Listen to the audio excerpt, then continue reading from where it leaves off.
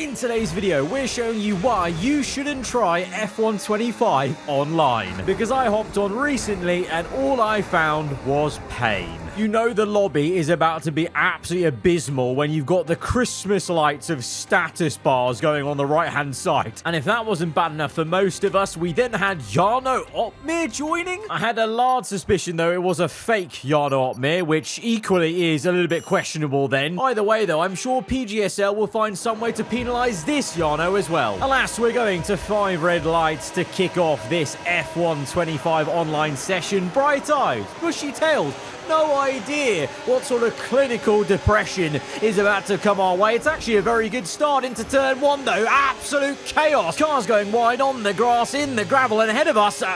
Why does the game look like it's being played on a PS2? These graphics are abysmal. We may as well be playing on one of those retro, big, massive, chunky TVs.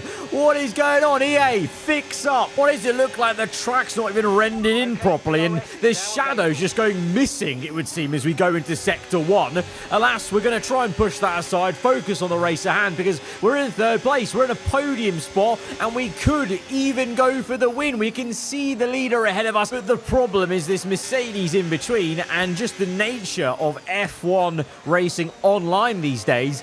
It's so bloody difficult to overtake when you're all managing battery, you're all trying to not lose out in the straight line, on the acceleration zones. We're going to try and go for a move because Archie's so slow into the right-hander, but the contact system just edges us towards the wall, super sensitive, and now we have to go again and re-engage, but we've lost DRS. We've lost DRS just with that little moment, and on lap 4, we're still sat here watching the Merc do nothing to try and get the lead, and we can't really do a lot either to get up to 2nd place. Neither can the Ferrari try and do anything to get me behind. So just like in esports, it's seemingly just a massive online problem. You're just stuck in a train. We're going to try and break that and go down the inside. We're going to be the only one with the balls to try any sort of move. Was it clean? Not exactly. Did we cut the corner slightly? Yes, but at least we tried something rather than just sat in a train the whole race. And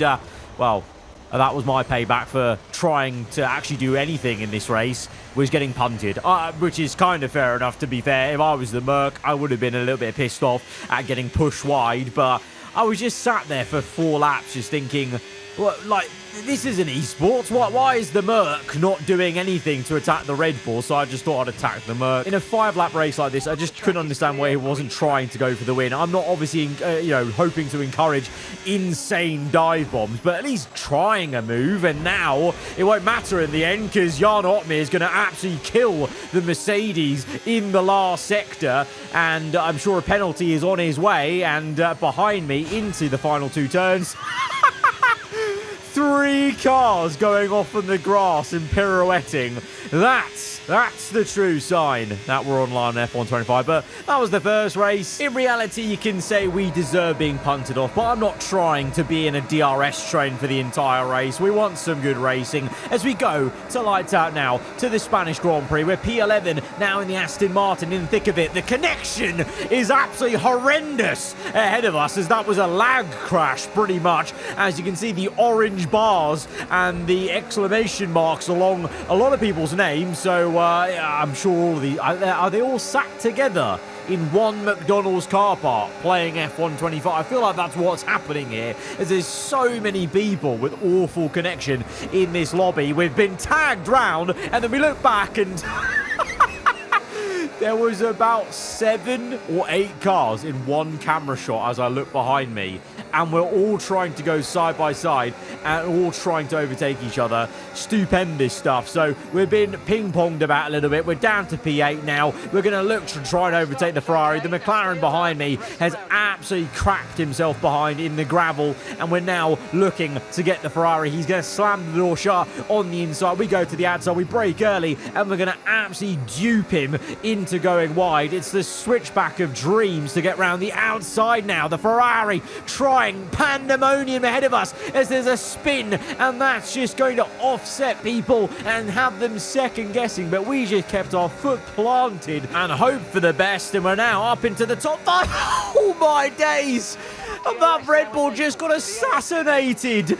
A veering left move. I think the Williams may have had a little love tap in it, but from my POV, it just looked like he got absolutely no-scoped from the outside of the track there. And his tyre just punctured or something like that as the Williams now gets it all crossed up. Oh, once again, the shadows are what is it? Online, the game just can't handle rendering every shadow in. Is that what we're now just accepting here? Even on Ultra Max, you're just not getting a full Ultra experience. As we do round out this race then with a podium, as we got the Williams, and we weren't really threatened once we got that move done. So lap 1 minefield aside, you could maybe argue that was actually an alright race, but we're now going to a race here in Losail, Qatar, as we go to lights out, and this is about to be a really painful race. Oh boy. Oh, this track, I should have known. And also look at the 5 cars ahead of me all have orange indicators for poor connection.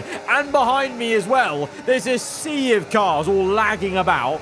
I should have known this was about to be a generational, horrendous race. And the Red Bull here just not wanting to give an inch of space. We're trying to go around the outside. Doesn't work. The Williams now comes in and gets tagged twice. Spun around, hits us. And then we lose the back end into the gravel trap. Punted by the Aston. Punted by the Williams again. Oh, it's just... And somehow we got a 2-second penalty. FIA, are you blind? Where is that 2-second penalty coming from? I'll never know. Now I know Carlos Sainz's pain from the Dutch GP. What are these guys smoking in the steward's room? Honestly, where are they seeing that penalty for me? Anyway, we're going to carry on, even though we're down in 19th place, fighting for the wooden spoon and all. We go down inside of this Williams. We try and squeeze him out. There's a little bit of a tag. He didn't like that. I didn't like that, but I thought I was allowed room on the inside there, and he was unwilling to give us much as he tries to shut the door, and I just knew what was about to happen now. There was going to be a punting. Yeah, there you go. That classic F1 online stuff there. That was pretty much the best of that race, if you can call it the best of, as we now come to the Mexican Grand Prix. We're down in 15th place. We're in the thick of it. It's the longest run, one of the longest runs to turn 1.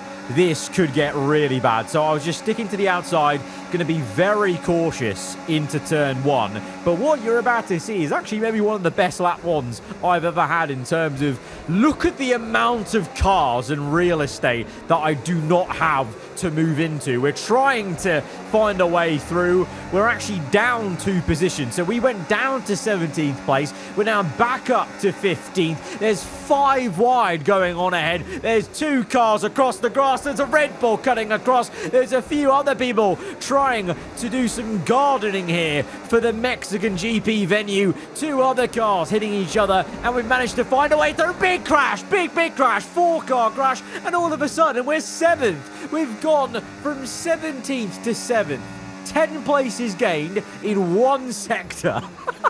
That was unreal. And that's what can happen online. It can be devastation, but because it's devastation for other people in that regard, I was a big winner there. But obviously, I always feel like F1 online, it's like Thanos. It always wants balance in the universe, and you get some good luck and it's going to come swinging right back at you for some horrendous luck. So there'll be time for it to come swinging back. But for now, we're just trying to survive the main straight. It's always an issue of not having enough battery, or not wanting to deploy too much battery on the straight to stay ahead. We've stayed ahead of the Williams for now, but he's right on the back of us. We're deploying a bit to stay ahead. We've got back to the racing line. He's cut across to the inside. He's going to cut across us. We're going to go for the textbook switch, and try and get back down the inside of him through the double right-hander. He's on the outside. We can squeeze him out and shut the door to maintain P5. But the problem is now we're down to less than 50% battery on the main straight, 24% battery, and we are a sitting duck. And this honestly feels like we're playing Season 1 of career mode right there, as 3 cars overtake us with ease on the main straight. We just don't have the facilities to stay ahead, and we even get attacked by Mercedes behind, so we nearly lose P8 as well. So yeah, we were, for one fleeting moment in a lofty P5 in this race, now relegated to P8, trying to find a way through a lock-up with the Williams. That could open up the door, as the Aston is now trying to make a move. Contact there, contact behind as well. There's a Sauber off on the left, but I think he's been lapped already. Can we do anything to maybe get the move on the Aston? We're trying the inside move, but it's not really worked for us, but this might work. The little cut in to, again, try and go down the inside of the double right-hander. We're loving this place for an overtake, up to P7, and now looking to pass this Williams again to get up into P6, because the Alpine has actually done us all to maintain the P5, but we're just tiptoeing now through these opening corners to get up into P6, but we've lost the back end because we've been swarmed by the Williams, by the Merc, and now maybe the Aston as well. So I think the Williams there lets me by, because I think he was apologising for maybe locking our tyres to send me wide there, but annoyingly we just couldn't catch back up to the Mercedes car. So it was a really great lap one. After that, a little bit of frustration with the battery, but now can we make up for it? The home race, the last race of this video, surely has got to be a great one here, you feel, as we go to lights out. It's the reverse Silverstone layout as well, so you're bound to be some chaos, but look at this. Not a crash inside. This is unbelievable. Lap 1 of reverse Silverstone, and everyone has pretty much kept it all clear. I can't believe my eyes. This will be talked about in the years to come. This race might be given the Nobel Peace Prize in Formula 1 online racing, because this is unheard of, and now we're actually, rubbing our hands together with some interest. Could we be getting some great racing going on here in this final race? The Ferrari and Merc ahead of us having an absolute scrap and a half. The Ferrari on the outside going to take to the grass. The Mercedes as well. Both of them slow each other up, and we're going to gain quite a lot. But then here, I'm going to make the biggest mistake ever. What was I doing?